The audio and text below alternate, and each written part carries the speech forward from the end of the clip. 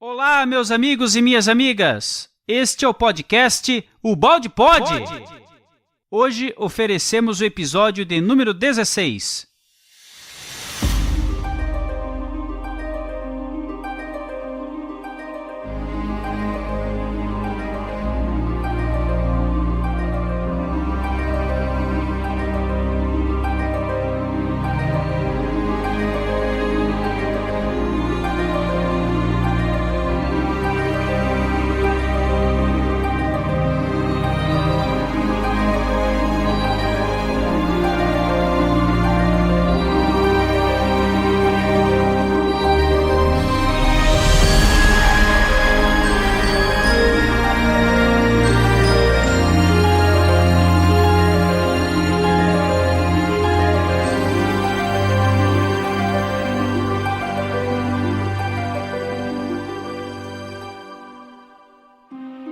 O meu trabalho não é o que todos quereriam, isto é, o de oferecer-me como um seguidor a mais para engrossar as fileiras deste ou daquele grupo, mas é o de fazer pesquisas para resolver problemas ainda não resolvidos, esclarecer dúvidas, compreender mistérios, responder a perguntas às quais religiões, doutrinas e filosofias ainda não responderam.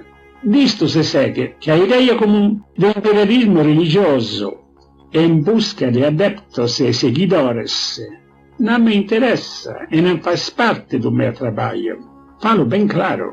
Não quero de maneira nenhuma chefiar coisa alguma na terra. Não quero conquistar poder algum neste mundo.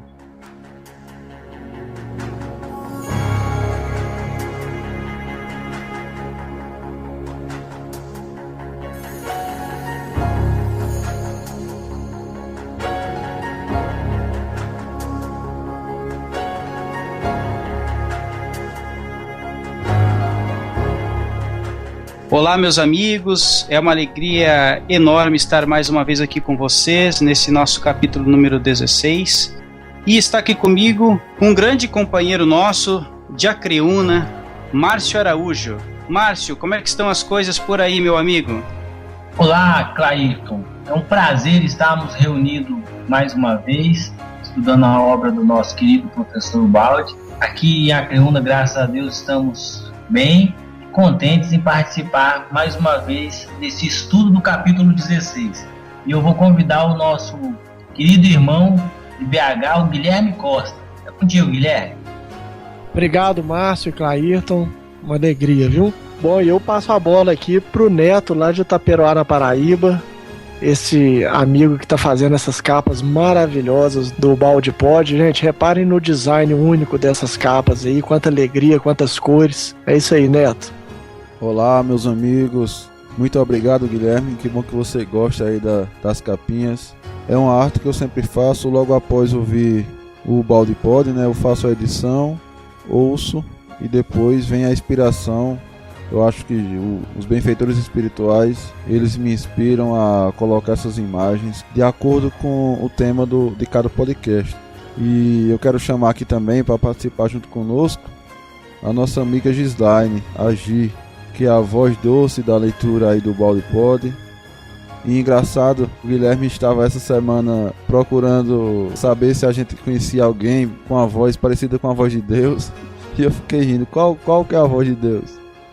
E aí eu pensei, não, se Deus tivesse uma voz, por que ela não seria uma voz feminina, né? Quem disse que Deus tem que ser um masculino? E a voz da Gi, eu acho que ela é perfeita. É uma voz que nos acalma quando a gente ouve o Balde Pod. E aí, Gi? Tá com você. Valeu, Neto, obrigada. Fala, Guilherme. Não, é isso mesmo, uma voz doce, né? Muito, muito bacana, eu concordo inteiramente com o Neto. A voz sua, ela enriquece muito os episódios, viu? Não, gente, que isso, obrigada. Então, aqui a gente de Porto Alegre, é com muita alegria que a gente está aqui de novo fazendo essa gravação para vocês ouvintes. Vamos começar então o capítulo 16.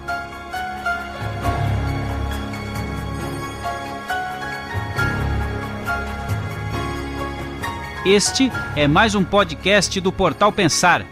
E hoje faremos o estudo do capítulo número 16, intitulado Do Separatismo à União, da obra A Lei de Deus, do professor Pietro Baldi.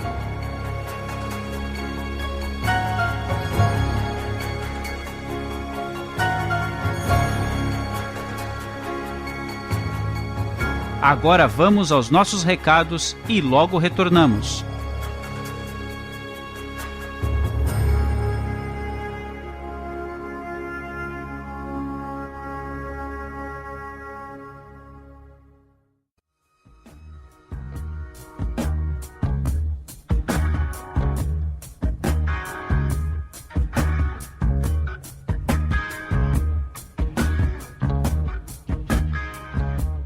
Hoje, nos nossos recadinhos, o Guilherme irá trazer algumas surpresas para nós.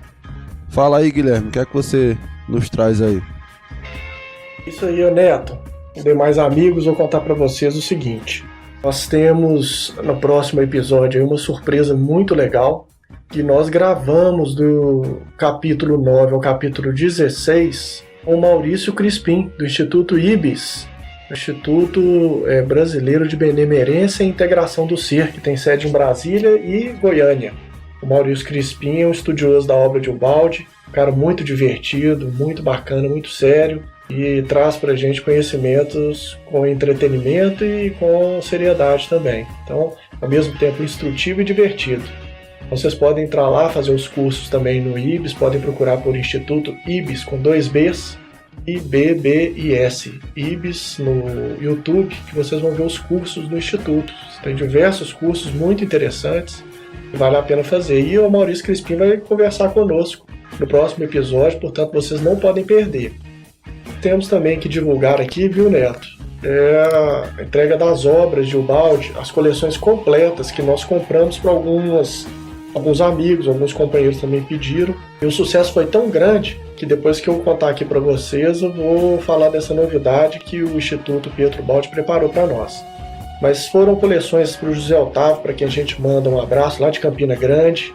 Ele pegou uma coleção para ele, que é um estudioso e tem uma biblioteca bem extensa, ele é acadêmico da Universidade Federal de Campina Grande. E ele encomendou mais 2 coleções completas da obra, que é para 2 centros espíritas que ele vai doar essas coleções.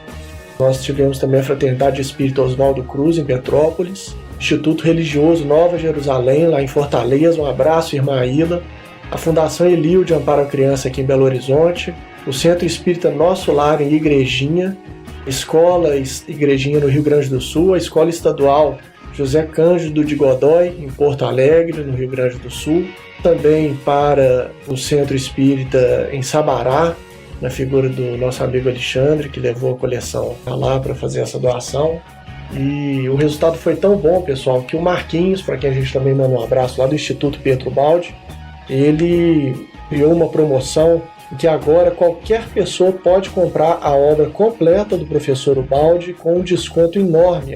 Toda a coleção sai por R$ 99,00, pessoal, é inacreditável. É uma coleção que custa R$ 288,00, saindo por R$ 99,00, 24 volumes, a obra completa do professor Ubaldi. E para isso é bem simples e eu vou contar para vocês agora o que vocês têm que fazer. Bom, vocês vão entrar no Instituto Pietro Baldi, vão entrar no site do Instituto, lá tem livraria. Vão entrar na livraria do Instituto. Vocês vão fazer, então, um cadastro de vocês. É importante já estar com o cadastro feito e fazer o login depois que fizerem o cadastro e entrar no site logado no nome de vocês, na conta de vocês. E vocês vão, na parte que está escrito coleção, vão colocar na hora de, depois de colocar comprar, vocês vão entrar com um código promocional que é, tudo em letras maiúsculas, Portal Pensar. Depois que colocarem Portal Pensar, a coleção que é de 288 vai sair por R$ 99,00, mais o custo do frete para a sua cidade. Então não perca essa oportunidade, pode comprar uma coleção para você, compre uma coleção para a sua casa espírita e vamos ativar isso no Brasil inteiro porque realmente é imperdível e a gente agradece muito esse trabalho fantástico que todos do Instituto Pietro Baldi fazem em benefício da obra e desses documentos tão importantes que o Baldi deixou, essa obra monumental. Um grande abraço então e ótimo episódio para todos. Isso aí, muito bom, hein? Me deu até vontade de comprar toda a coleção novamente. A promoção está muito boa. Que ótima notícia, hein? Vamos aproveitar, pessoal. E não percam o próximo Balde Pod com o Maurício Crispim. Vai ser especial. Também temos uma outra novidade, que é o WhatsApp do Portal Pensar. Então, se você quer enviar seu recadinho de áudio aqui pra gente passar no podcast, ou então a sua mensagem de texto, você pode estar enviando aí para o nosso WhatsApp. O número é 21 965 18 9204. Deixa lá seu recadinho que a gente vai ler com todo carinho e responder para vocês. Também pode enviar o seu recado para o nosso e-mail, que é contato@portalpensar.org.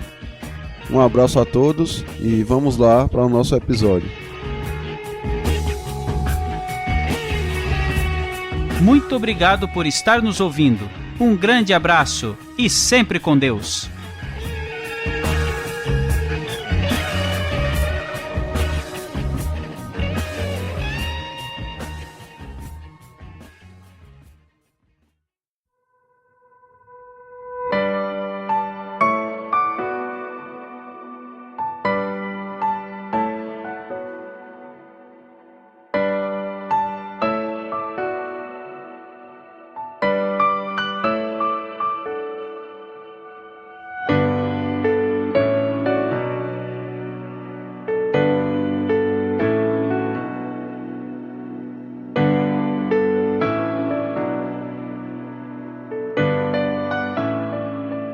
Do separatismo à união. A realização da lei no mundo, ela nos impulsiona a evoluir para a ordem e a unidade. O assunto fundamental estudado por nós foi até agora o da lei. Sua presença, conteúdo e ação, conhecimento que nos leva para nova maneira de conceber a vida com uma melhor consciência de nós mesmos, proporcionando-nos uma norma para nos conduzirmos sabiamente para o nosso bem. Explicamos que a lei está acima das religiões e filosofias particulares, as quais abrange porque é a lei universal da vida, da qual ninguém pode fugir, porque ninguém pode fugir da vida e das suas leis.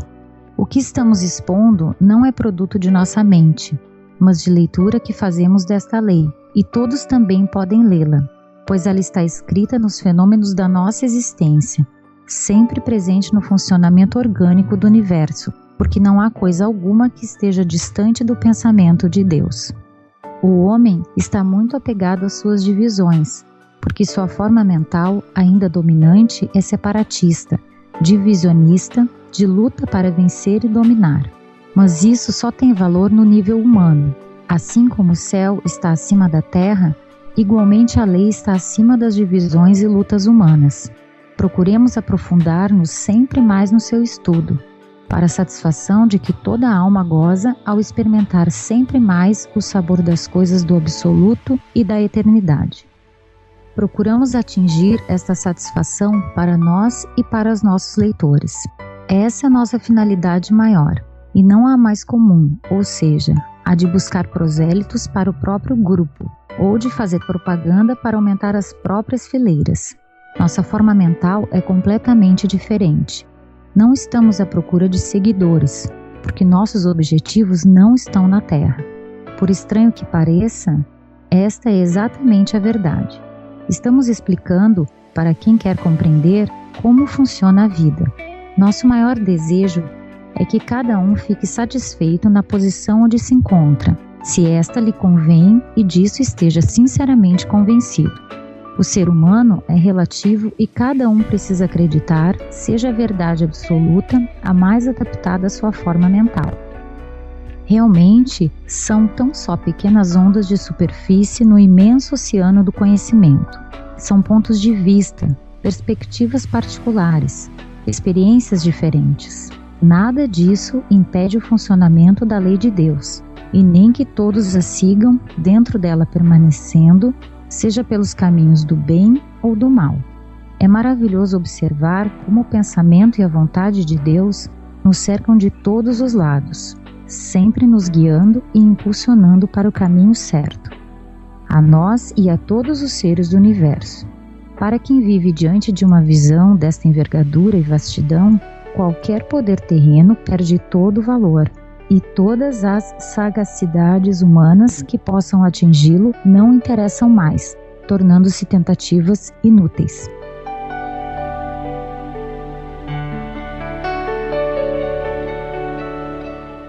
Mais uma vez, meus amigos, o professor Ubaldi, ele vem esclarecer a sua intenção.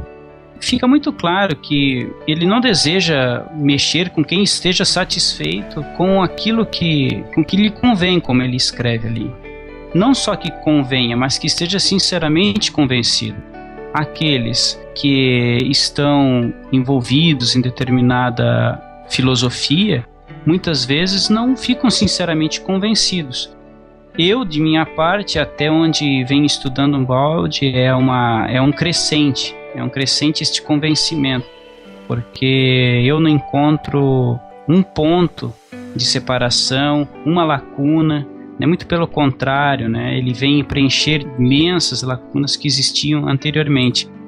Uma coisa que eu acho interessante nesses parágrafos é que ele menciona, no final do primeiro, mais precisamente, a diferença, né, que ocorre quando nós experimentamos o sabor de coisas do absoluto. E, de fato, nós estamos aqui no relativo, né? Nós estamos no relativo, e experimentar coisas do absoluto me faz pensar assim, logo no sistema, né? O sistema é o absoluto, aqui tudo é relativo. E, enfim, essa questão, né, de como será, então, lá, neste absoluto, talvez nesse momento seria perguntar, questionar demais, né? Porque estaríamos querendo saber, conhecer Deus em sua profundidade, quando o que nos resta nesse momento é identificar e apreciar as manifestações divinas de Deus e necessariamente compreender a sua lei.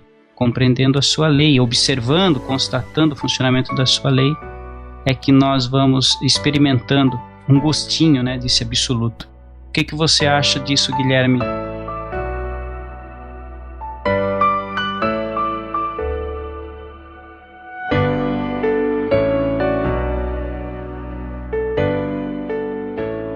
Eu concordo totalmente aí com o que você expôs, e me lembra esse trecho aqui, né? Você falando que são apenas observações de superfície diante de um mar incomensurável e muito profundo, em que ele fala aqui, ó, só um minuto. É que ele fala assim, realmente são tão pequenas ondas de superfície. Aonde que tá? Na metade do segundo parágrafo. É um imenso oceano de conhecimento. E Neto, tu lembra aquele sonho que eu tive com aquele amigo que me levou nesse lago, um imenso lago, onde exatamente, eu não tinha lido isso aqui ainda, tá?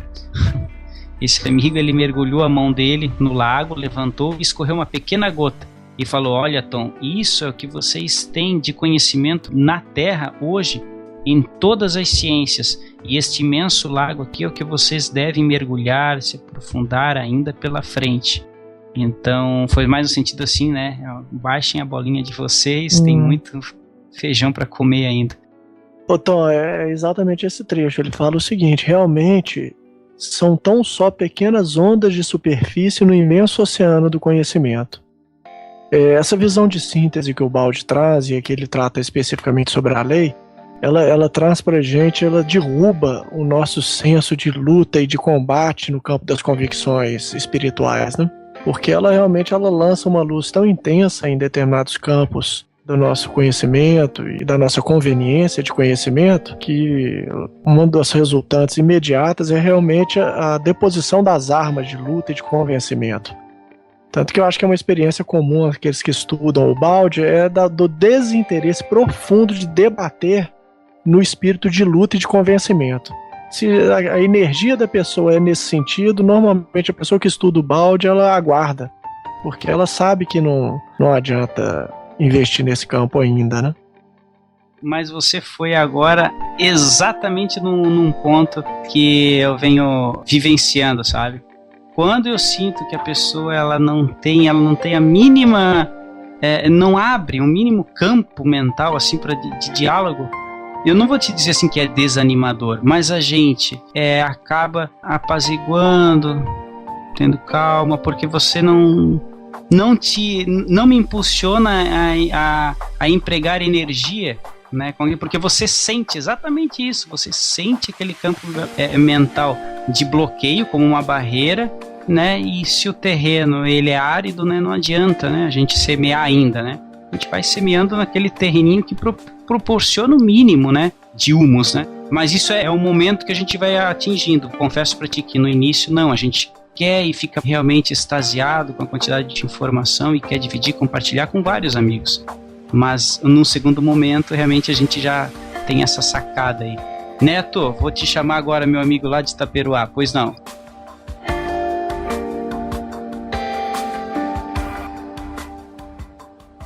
Eu queria trazer também, Tom, algo que eu acho muito interessante aí no primeiro parágrafo, onde o Baldi fala que o que estamos expondo não é produto de nossa mente, mas da leitura que fazemos dessa lei.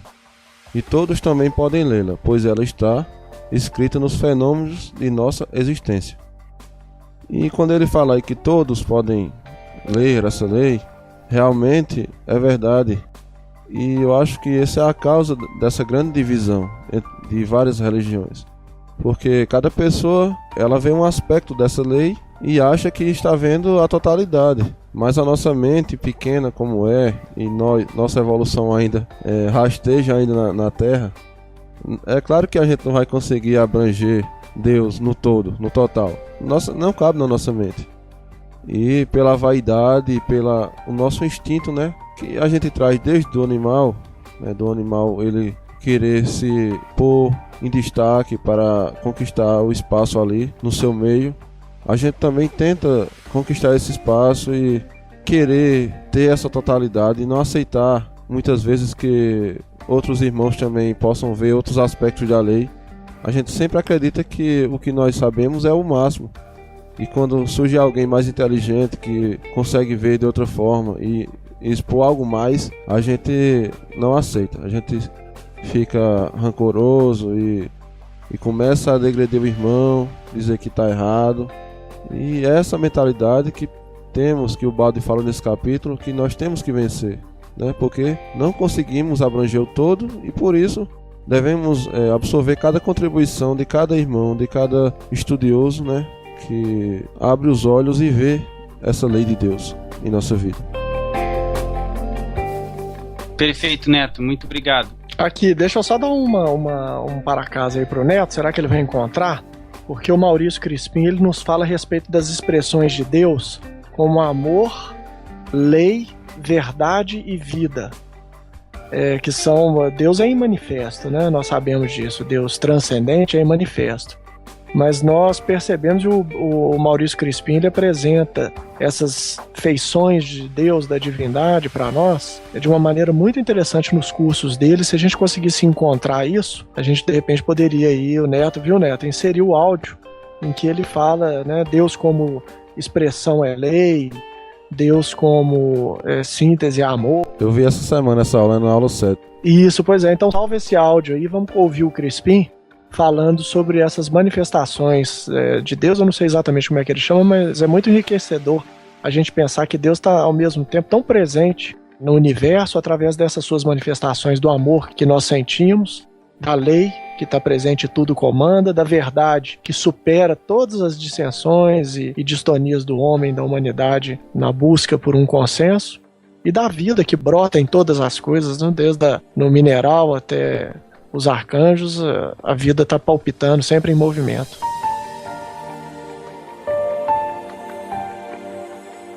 Ok, Guilherme, então vamos aí ouvir o Maurício Crispim no curso Ondas de Transformação.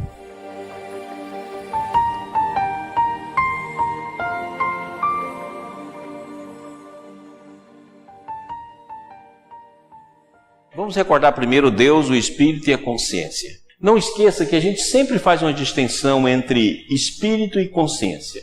Lembra da nossa definição de espírito? Espírito é um.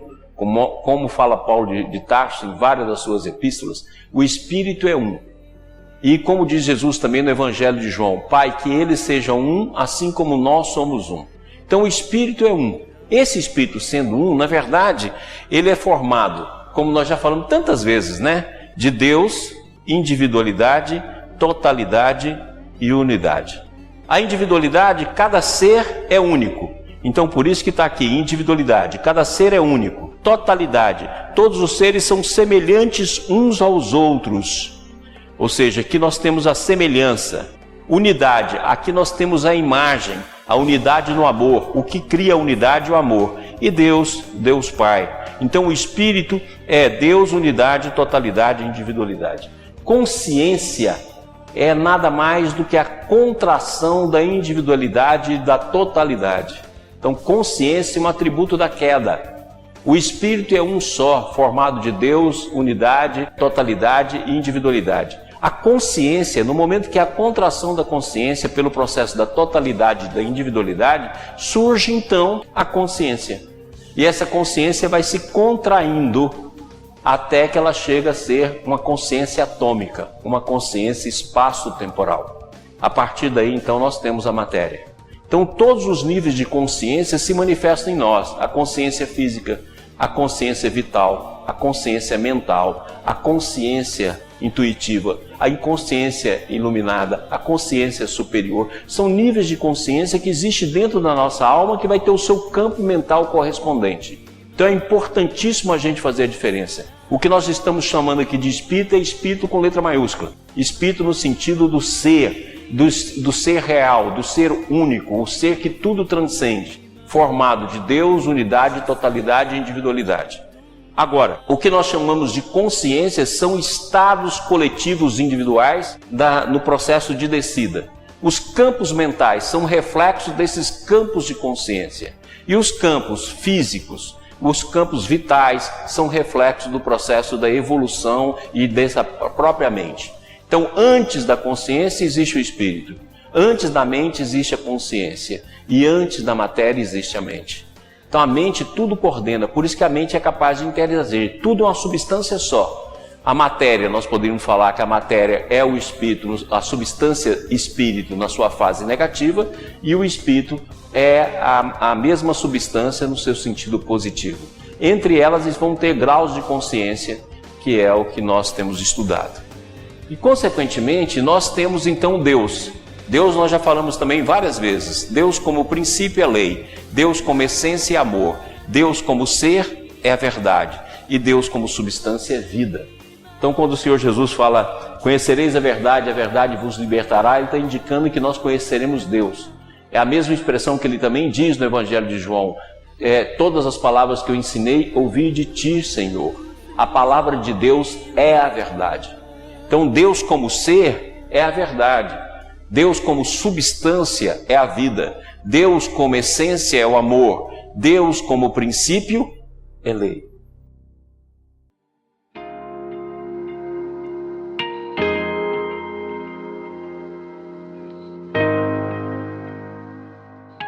Muito bom a explicação aí do Maurício Crispim, né, pessoal? Eu vou deixar o link aí desse vídeo na postagem para que os ouvintes possam acompanhar toda a aula se quiserem depois. E o Maurício Crispim fala aí também de queda, né, de contração da consciência, e queremos aqui em primeira mão anunciar que teremos aí uma nova série do Portal Pensar, uma nova série aí de podcasts que irá tratar sobre esse assunto aí. Em breve aí no próximo episódio o Guilherme vai falar aí pra gente sobre essa série. E também queremos relembrar aqui, né? Não deixe de ouvir o próximo Balde Pod, com o Maurício Crispim aqui conosco, fazendo um resumo do capítulo 9 ao capítulo 16. Não percam, vai ser demais. É isso aí, meus amigos. Vamos adiante, nosso parágrafo 3º.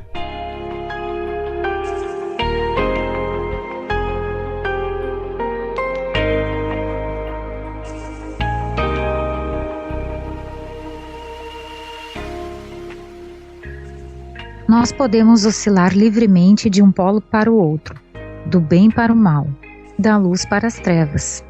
Podemos deslocar-nos para qualquer posição da vida, mas ficaremos sempre dentro do pensamento e da vontade de Deus. Isto é, dentro da lei, que é a qual atmosfera em que vive tudo que existe no universo e da qual ninguém pode sair. Procuremos ficar apegados ao universal, porque o universal se encontra também em todos os pontos do particular e os abrange, sem ficar fechado em nenhum deles. Somente subindo a esse nível mais alto é possível superar as divisões e lutas humanas, que fazem da Terra um inferno. Só assim atingiremos a paz e a harmonia que conseguiu ascender a esse nível de vida. Não deseja mais o triunfo de grupo particular algum e separado, mas só a compreensão recíproca e a harmonia universal.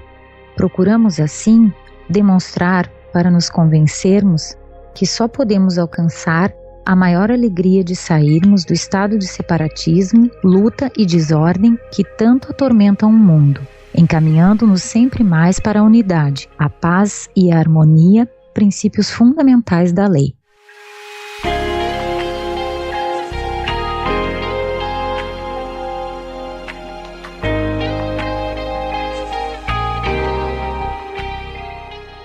Deixa eu só fazer uma parte aqui que uma simbologia que eu ouvi recentemente que é muito boa é a do cardume de peixes. Sem aí nenhum tipo de sugestão de que a gente deva se comportar como um peixe num cardume. Mas é só uma analogia. Que nessa questão de trabalhar dentro ou fora da lei, é como se a gente estivesse junto de um cardume.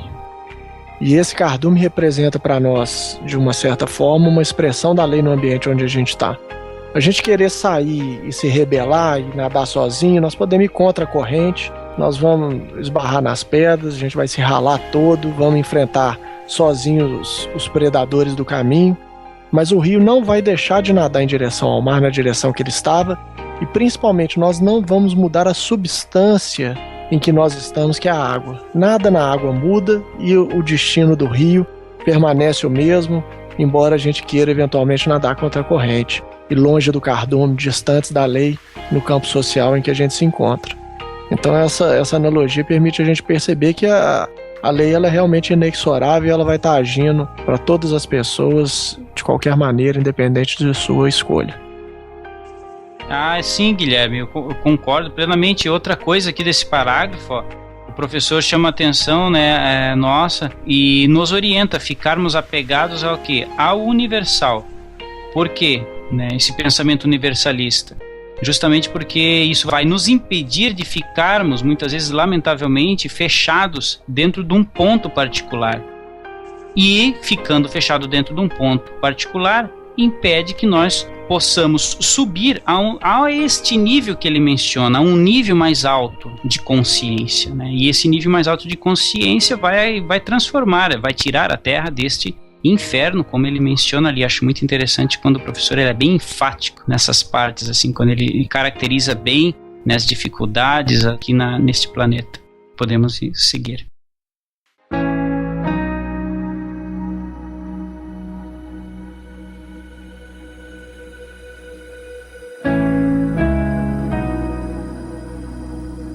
É exatamente neste sentido que se está orientando o progresso da civilização humana. É neste sentido que estamos orientados e procuramos orientar os outros. Geralmente, nesse particular, o que mais interessa ao homem é a sua salvação pessoal.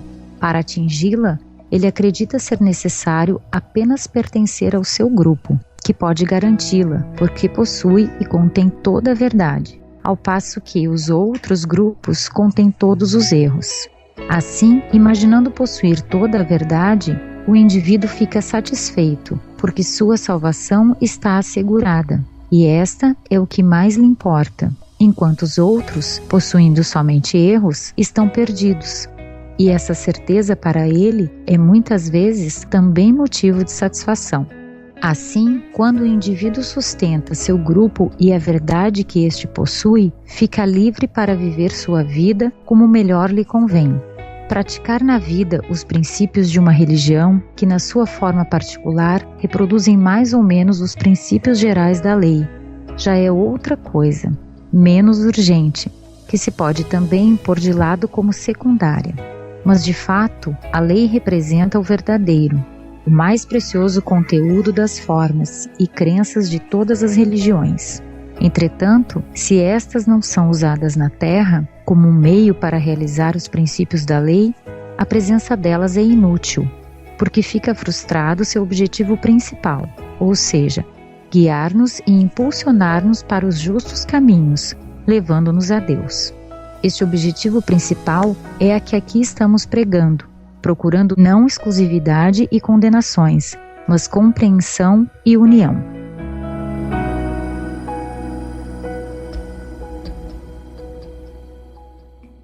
Meus amigos, nessa parte vamos parar um pouco porque chegamos num ápice deste capítulo. Vejam só, aqui o professor aborda o objetivo principal desta obra.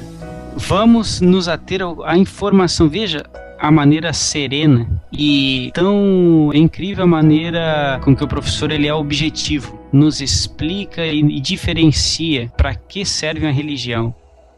Será que a nossa religião é útil ou é inútil? Veja só, há diferença, e ele cita inclusive que em alguns momentos a identificação de um erro numa filosofia, numa doutrina do nosso irmão é motivo de satisfação para nós. E a gente se coloca a gente consegue se identificar em algumas situações sim, que isso acontece, né? Que isso nos dá uma certa satisfação, né? E esse é um sentimento nocivo. É um sentimento nocivo, não é isso que se deseja, né? E a diferença também entre praticar a vida, os princípios desta tua religião, ou simplesmente servir de trampolim para você massacrar a ideia do outro, é algo totalmente diferente, há um abismo entre esses dois pontos. Eu acho que essa parte tem que ser bem compreendida, né, com calma. A gente precisa penetrar aqui no conteúdo desta informação que vai fazer toda a diferença. Márcio, o que tu achou dessa parte?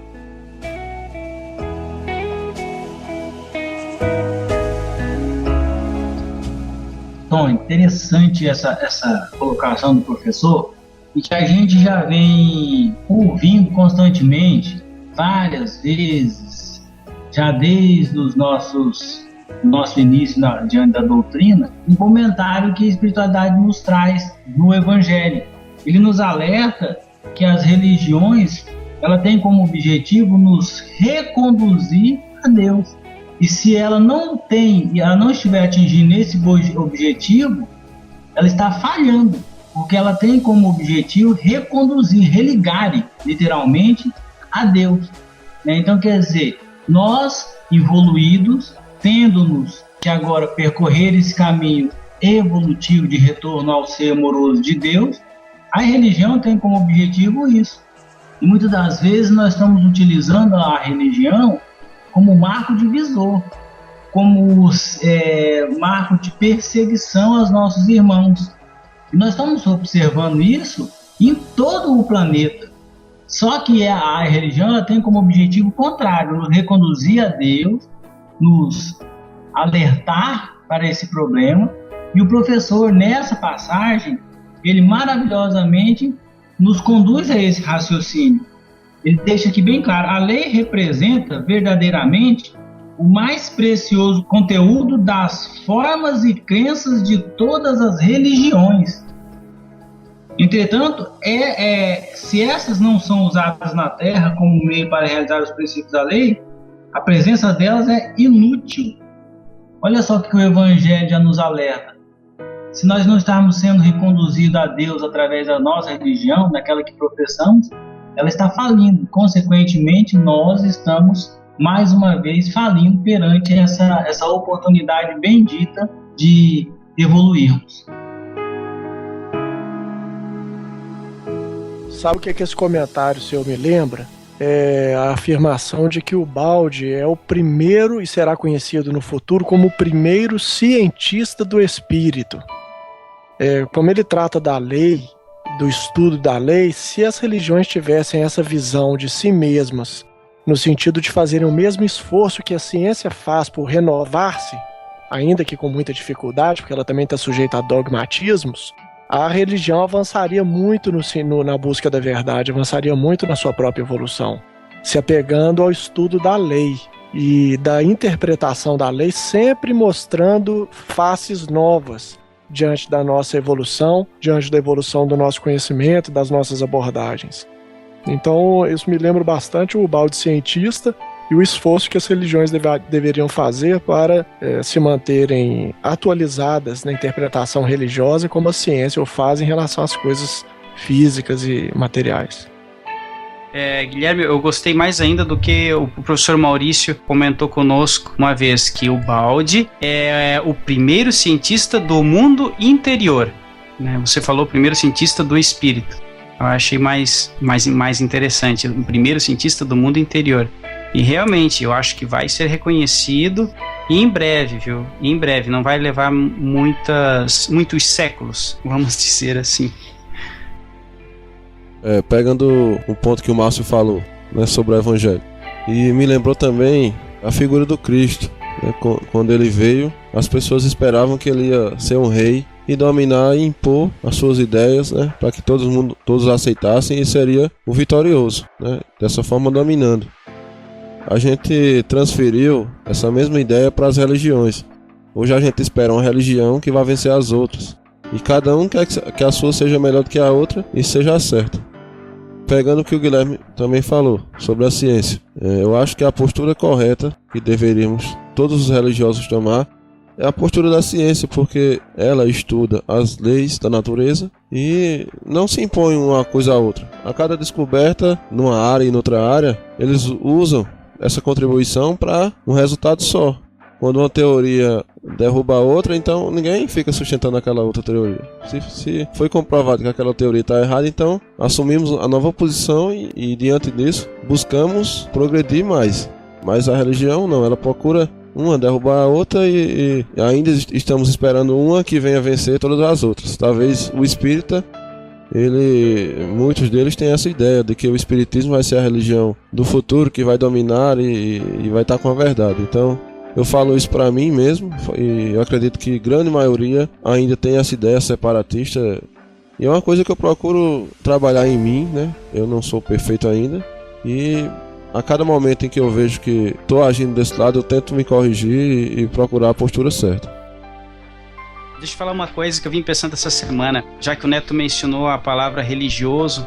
O nosso amigo Márcio falou em religare, né, que é uma palavra que eu gosto muito, ao invés de utilizar religião, qual é o teu religare, meu amigo? Teu religare, porque a própria palavra religião, ela já traz em si um peso, uma energia, muitas vezes não muito boa, tendo em vista aí os abusos que nós já comentemos. Mas uma coisa que eu pensei essa semana, viu, o Neto, é a diferença entre você ter uma religião e você ser um religioso.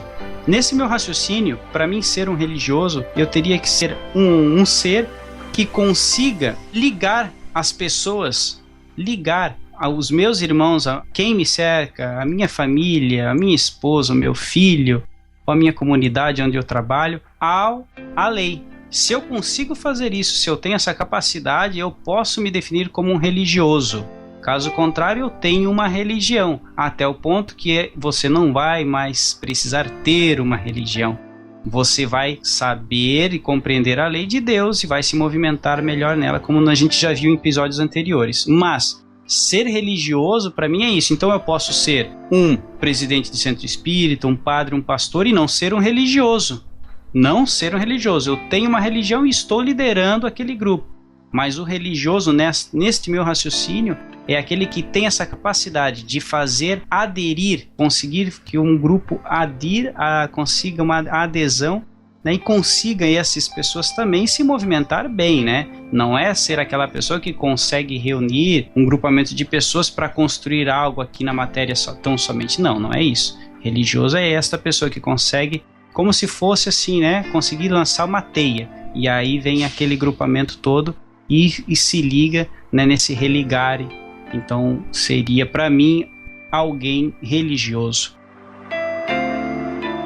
Quando eu comecei a estudar Kardec, eu via em Kardec ele atacando a igreja. Eu achava assim, que ele queria vencer com a doutrina dele, atacar a igreja, derrubar a igreja, derrubando aqueles dogmas, provando que muitas ideias estavam erradas, e eu achava certa aquela postura.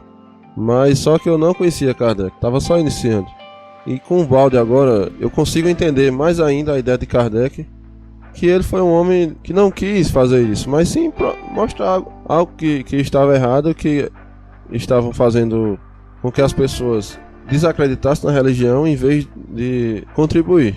Ele não quis derrubar igreja nenhuma e religião nenhuma, ele quis contribuir, mas elas não viram dessa forma, não aceitaram isso. Ah, muito bacana isso aí, exatamente, Neto. E ainda bem que hoje você consegue compreender esse aspecto aí do nosso professor Hippolyte Léon Denis Rivaio, Allan Kardec. Realmente, há este equívoco muitas vezes, né? Principalmente quando a gente começa a estudar a doutrina. Mas logo essa dúvida é dissipada aí. Muito bem comentado, muito bem lembrado, Neto, viu? Muito bem lembrado.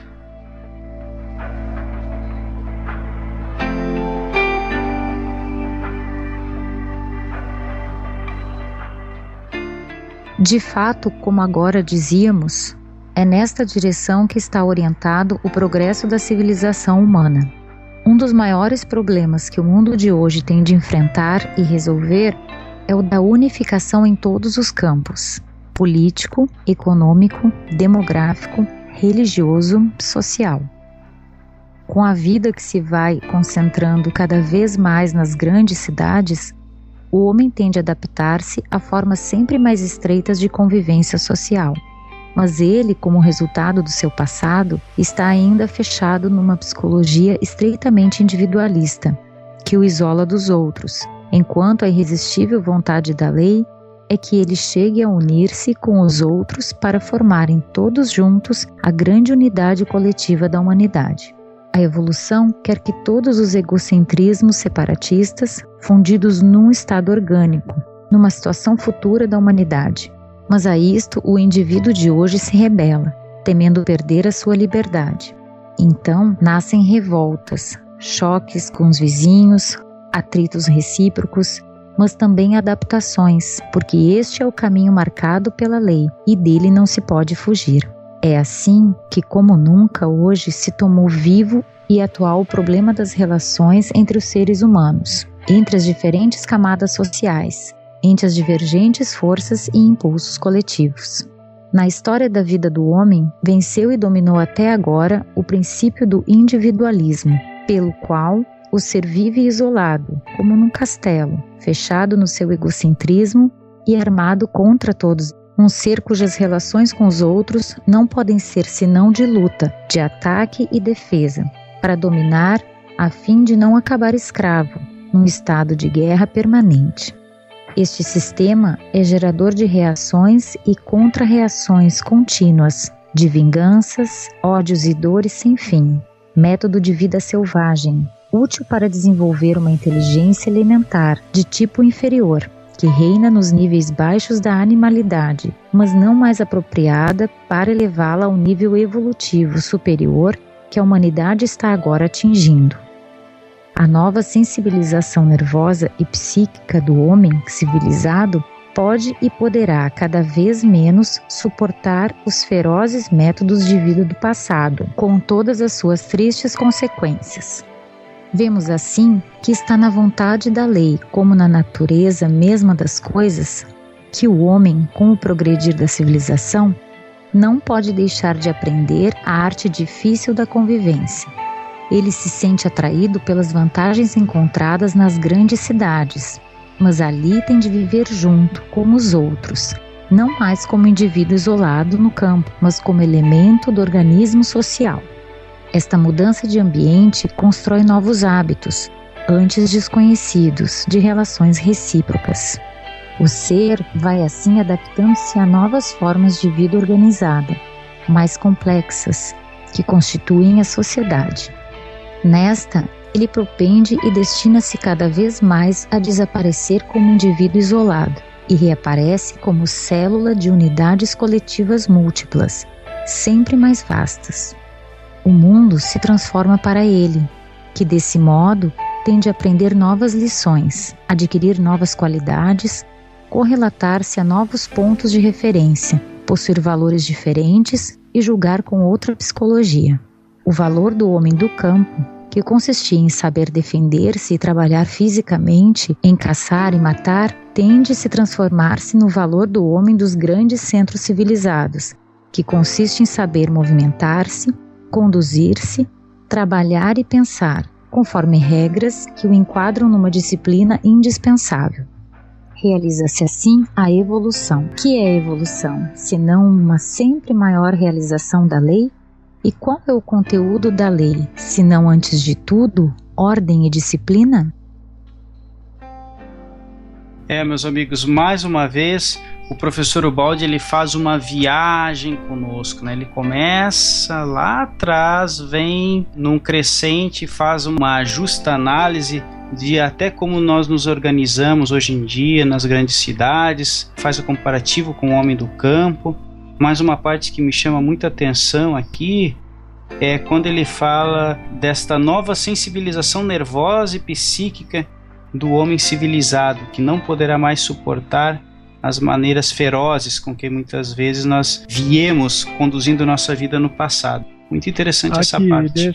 Me lembrou também o seguinte, eu não vou lembrar onde que eu estudei isso, mas há um tempo atrás eu ouvi uma história que é a seguinte: a primeira, quando se manifesta no homem a energia psíquica, e ele pela primeira vez dá conta da sua própria existência como ser autônomo, né, manifestando aquilo que na doutrina espírita se chama de pensamento contínuo e autoconsciência do eu, a primeira coisa que o homem faz é usar a sua energia para o trabalho manual, o trabalho à força. Ela nasce no sentido de dominar o ambiente, dominar os animais, dominar o fogo, dominar o abrigo. Então o homem busca a utilização da força para dominar o ambiente. Mas rapidamente isso se chama Shudra, essa energia psíquica. Eu li que o nome dela seria Shudra, o nome que se dá na cultura oriental, né, uma dessas culturas orientais, para esse tipo de energia. Depois então ele vai ele percebe que ele pode aplicar força para dominar o outro. Então ele já muda, o Shudra seria o trabalhador. Depois o guerreiro, se não me engano, é Shuddha, Kshatriya, Vipra e Vaishya. Então é isso mesmo. O Vipra, ele já é aquele o trabalhador, a força usada para o domínio do outro. Então é o guerreiro. À medida que a força vai se estabilizando, surge uma energia nova que é da astúcia. Então é o Kshatriya que vai começar a fazer o uso da astúcia para poder dominar a força. Eu não sei se está ficando claro para vocês, ou seja, o Kshatriya ele seria, por exemplo, os primeiros pajés que vão utilizar o conhecimento das ervas medicinais para se tornarem úteis e até mais respeitados do que os guerreiros. Então começam os primeiros protopolíticos que organizam o ambiente social das tribos e usam os guerreiros para dominar a tribo vizinha, e com isso eles se tornam líderes. Então, pouco a pouco, a astúcia vai dominando a força. E depois ela vai se sutilizando ainda mais, que é o Vaishya, que é essa energia do economista, o banqueiro, os líderes de empresas. E essa é exatamente o ápice dessa energia psíquica comandando o planeta, né? Então aqui ele fala exatamente disso. Olha, o valor do homem do campo, que consistia em saber defender-se, trabalhar fisicamente, em caçar, matar, ou seja, organizar o seu ambiente. Depois ele vai se transformar no guerreiro, que vence pela força, impõe pela força em relação aos outros, vai se transformar no imperador, que coordena os exércitos, que vai se transformar no banqueiro da Idade Média, que cria moeda, o sistema monetário, até que ele vai ser substituído pelo homem novo, que trabalha com valores completamente novos, diferentes, e que também vai dominar tanto o forte como o astuto. Muito bom, Guilherme, muito bom mesmo. Neto, o que mais?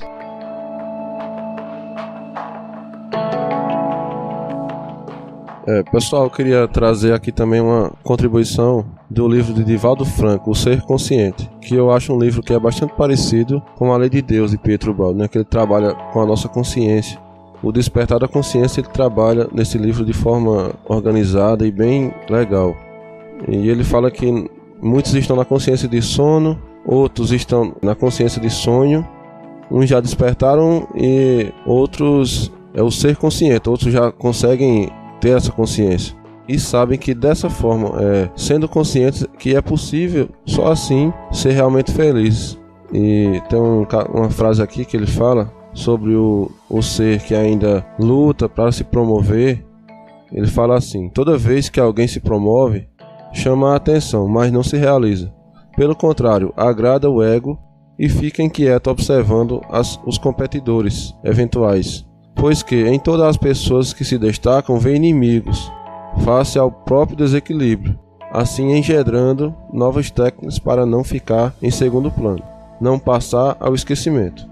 ciúme, ressentimento, inveja, ódio, maledicência e um largo cortejo de emoções perturbadoras são os filhos diretos do ego, que deseja dominação, e na ânsia de promover-se nada mais logra do que projetar a própria sombra, profundamente prejudicial e iníquo.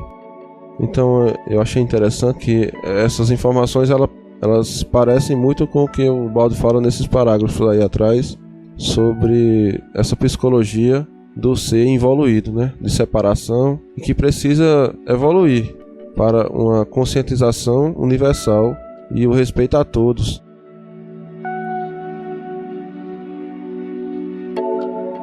Olha, Neto, muito interessante o que você eu gostei muito, Neto. trouxe aí. Com o que o Guilherme falou e o que você falou, fechou um raciocínio muito interessante. E não só Divaldo, né, fala em despertar da consciência, outros grandes nomes aí falam nesse despertar. Muito bacana, viu só como as coisas vão se encontrando? Aqui, e o Tom, eu achei aqui onde eu encontrei, isso aí na verdade eu encontrei essas referências no trabalho do Prabhat Ranjan Sarkar.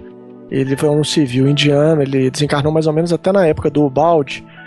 O nome espiritual dele era Sri Anandamurti. E ele falava sobre os Varnas, ou classes, e falava da origem desses Varnas na cultura hindu, que acabaram formando castas. Agora olha que interessante, o conhecimento ancestral, ele não falava de classes no sentido de classe socioeconômica, como depois ficou estabelecido na Índia, é um problema social até hoje. Ele falava da classe psicológica do ser. Em qual que ele se enquadrava. Essa pessoa ainda está nos primórdios, orientada apenas para o trabalho, para vencer as dificuldades do ambiente, ou ela já percebeu um pouco e evoluiu um pouco a energia psíquica dela, no sentido de usar a força para dominar o outro. Será que ela já evoluiu ainda mais e agora ela já nasceu nela a astúcia para dominar através da inteligência, da cultura religiosa e outras formas de domínio? Ou será que evoluiu ainda mais para ela usar uma inteligência ainda mais sutil para dominar no campo econômico e intelectual mais nobre? Ou será que ela já está na classe nova, que ele chama de Sadvipras, que são os intelectuais amorosos, que ele fala que é uma nova classe que vai surgir, e eu vou mandar para vocês um link aqui, para vocês darem uma olhada e se acharem que vale a pena incluir no post desse episódio e para o pessoal poder estudar também. Olha, o Guilherme, a informação que tu destacou aí, ela é incrível, hein? Olha só a diferença, né? Divisão de classes psicológicas. Exatamente. O Sadvipras, na concepção do Anandamurti, ele explicando da origem disso, o Sadvipras é aquilo que o Baldi chama de super-homem do Evangelho. Ah, perfeito. Entendeu? Perfeito. Aham. São os sábios, intelectuais sábios. Seria mais ou menos isso. Posso ler só um trecho aqui? Vai lá.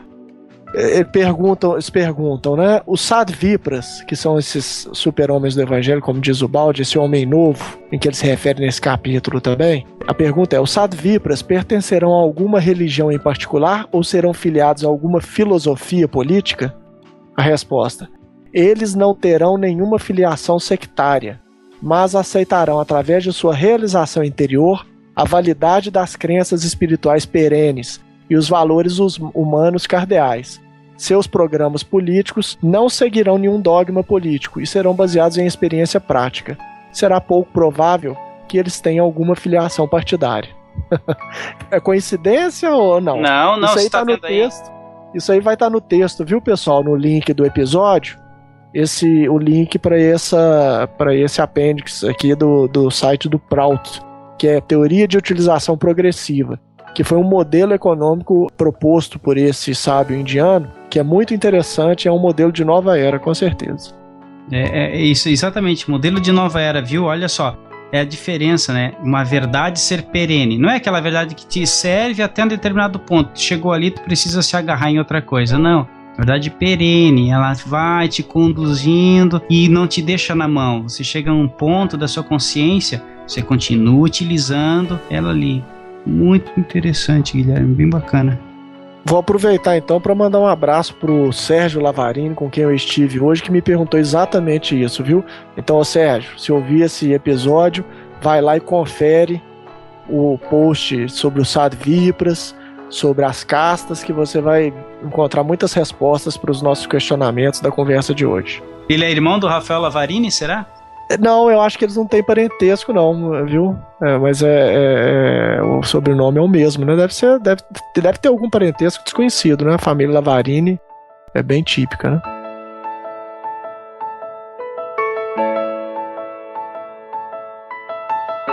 O homem primitivo que pela primeira vez entra neste novo ambiente social traz consigo todos os seus instintos de ser individualista e por isso tende a opor resistência, gerando desordem na organização em que se sente preso. Mas esta representa uma unidade maior do que ele e por isso mais poderosa e por isso vence, constrangendo-o a aprender a viver na regra de uma disciplina, isto é, a evoluir para uma forma de vida mais adiantada. Tudo, quer se queira, quer não, segue nesta direção. A engenharia moderna dirigiu-se para o arranha-céu, que é uma colmeia onde centenas de abelhas têm de viver juntas. Esta vizinhança recíproca, esta vida em comum, implica, impõe e ensina regras de respeito recíproco, em que se compensam direitos e deveres numa nova forma organizada de vida coletiva, que só desta maneira, baseando-se na ordem, pode existir. De todos os lados, tudo nos confirma que a vida progride do caos para a ordem, da desenfreada liberdade para a disciplina. Nisto consiste, como dissemos, o progresso, que é a realização da lei. Quando esse homem sai do seu apartamento, não encontra selvagens nem feras contra os quais deve lutar, mas carros que exigem disciplina de movimento no trânsito. Encontra na rua, nas lojas, nos escritórios, gente que exige respeito conforme regras de comportamento. Quanto mais um homem é civilizado, tanto mais ele tem de tomar nota da presença, exigências e direitos dos outros, dever, entretanto, a exigir reciprocidade. Quanto mais o homem é civilizado, tanto menos lhe é permitido ser individualista, egocêntrico, indiferente à vida dos outros. Esta pode parecer uma pesada disciplina, tanto que o ser primitivo contra ela se rebela, mas o fato de ela se basear na reciprocidade representa no fim uma vantagem para todos. O fato de ter de respeitar os direitos dos outros pode constituir, às vezes, uma renúncia à própria liberdade.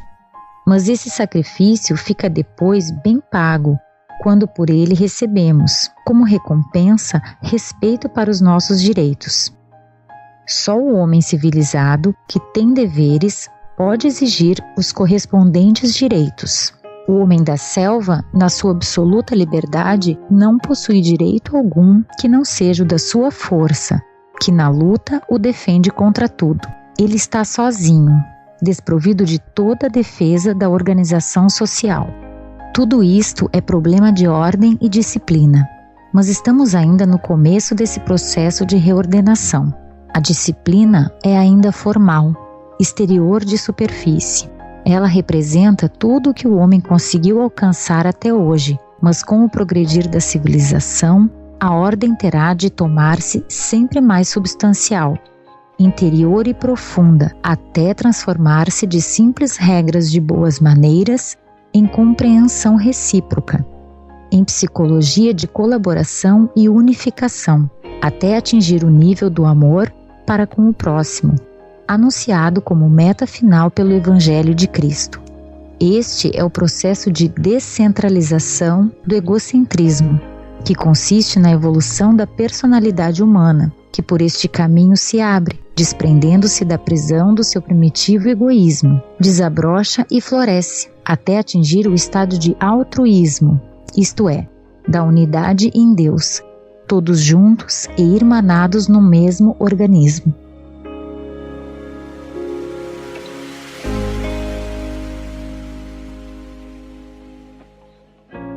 Tom, interessantíssimo essa colocação do professor Ubaldi aqui.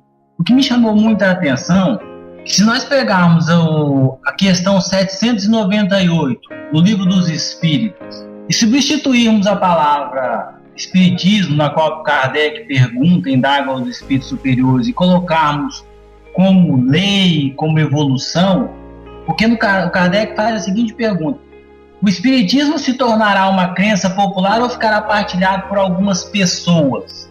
Olha o que responde os espíritos superiores. Certamente ela se tornará uma crença popular e marcará uma nova era na história da humanidade, porque está na natureza e é chegado o tempo em que se deve tomar lugar entre os conhecimentos humanos.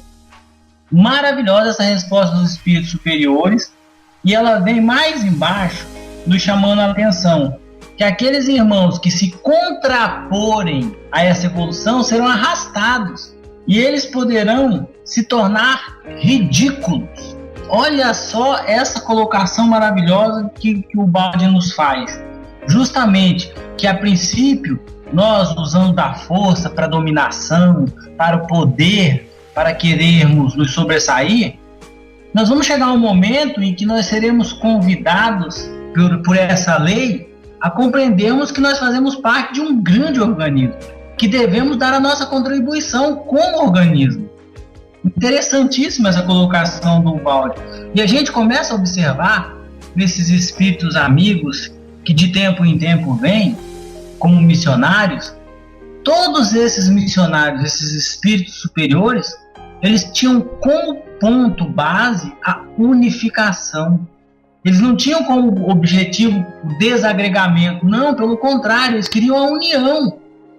Eles estavam nos convidando, através dos seus exemplos, das suas orientações, a nos unirmos, a nos tornarmos, como o nosso querido Guilherme mencionou anteriormente, esse super espírito que o Baldi se refere.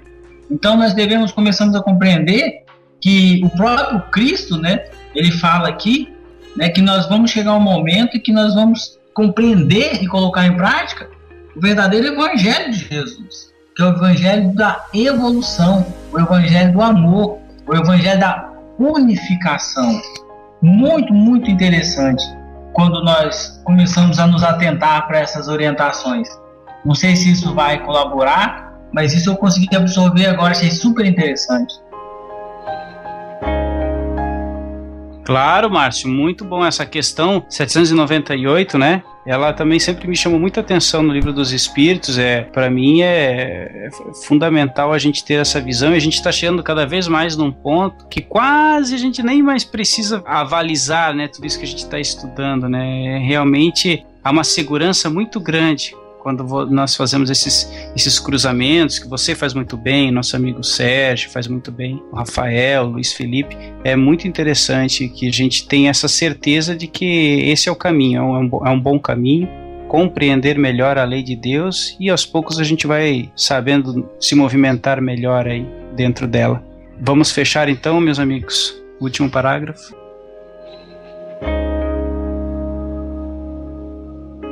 Vemos dessa maneira como também nas pequenas coisas da nossa vida de cada dia se realizam os princípios da lei. Vemos como o pensamento e a vontade de Deus, que ela representa, dirigem o progresso da nossa civilização para objetivos certos.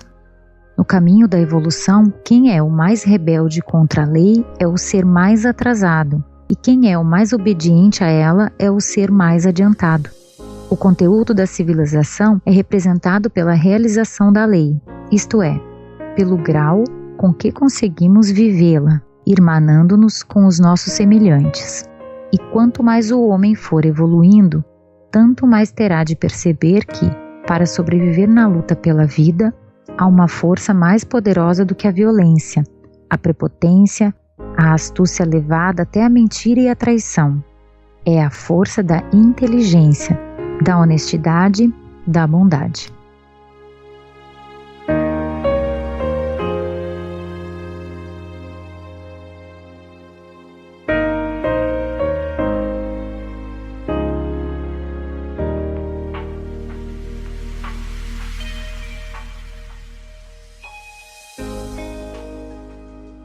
Falamos de utilidade. Não queremos roubar o tempo aos nossos ouvintes, mas sim fazer um trabalho útil para eles. É preciso usar com mais inteligência a nossa vida. Iluminados e conscientes deste nosso universo, colaborando com a vontade de Deus que o dirige, aprenderemos a ver tudo com outros olhos, então tudo será diferente. Então, ao invés de rebeldes construtores de sofrimentos, como hoje somos, nos tornaremos, para o nosso bem, obedientes construtores de felicidade. Seremos então amigos e colaboradores de Deus, obreiros seus na grande obra da vida e da sua subida para Ele. Por quê? Por termos compreendido a vontade dele, que quer só o nosso bem, nada quereremos senão realizá-la.